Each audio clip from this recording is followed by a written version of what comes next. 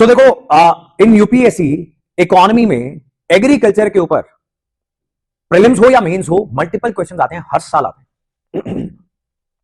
तो एक single article अगर आप पढ़ लोगे बड़े अच्छे से, आपका एक क्वेश्चन प्रिपेयर हो गया, ये मान के चलो, right. And no standard book is going to cover it this beautifully. इतने अच्छे तरीके से कोई भी स्टैंडर्ड बुक इसको कवर नहीं करेगी, राइट। आई टेल कि ये एक सेपरेट वीडियो के रूप में भी आ जाएगी, बिकॉज ये ऐसा एक इशू है कि आपको रिवाइज भी करना पड़ेगा।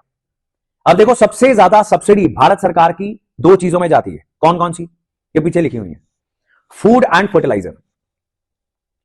फूड सब्सिडी और फर्टिलाइजर सब्सिडी, इसके ऊपर भारत सरकार करीब करीब 2 लाख करोड़ दोनों के ऊपर खर्च करती है। 2 लाख करोड़, कितनी जीरोज होते हैं, कितनी ट्रिलियन में होती हैं, 12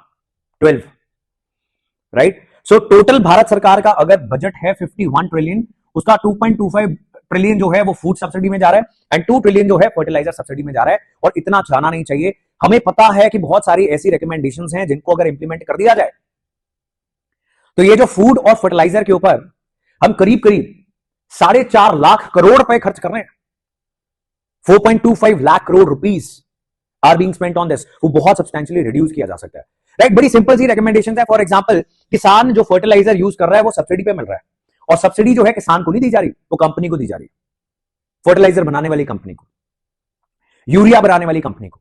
तो चाहे बहुत अमीर किसान है चाहे गरीब किसान है, सबको उसके खेत पर पहुंचने से पहले ही सब्सिडाइज्ड फर्टिलाइजर दिया जा रहा है।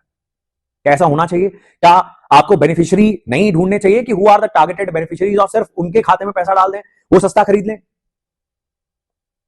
सिमिलरली इंडिया के अंदर एज पर इंटरनेशनल डेटा, तो जो वर्ल्ड बैंक का पैमाना है उसके मुताबिक अगर पॉवर्टी कैलकुलेट करने निकलो, इंडिया में आज पॉवर्टी जो है वो 5% से कम है, right. So their metric of poverty calculation is कि $3 पर कैपिटा पर डे आपके पास पैसे होने चाहिए, राइट। तो करीब करीब अगर आप $4.2 का भी यूज कर लेते हो स्टैंडर्ड, तो मतलब 400-500 रुपए प्रतिदिन अगर किसी के पास है तो उसको एक्सट्रीम पॉवर्टी में नहीं गिना जाता।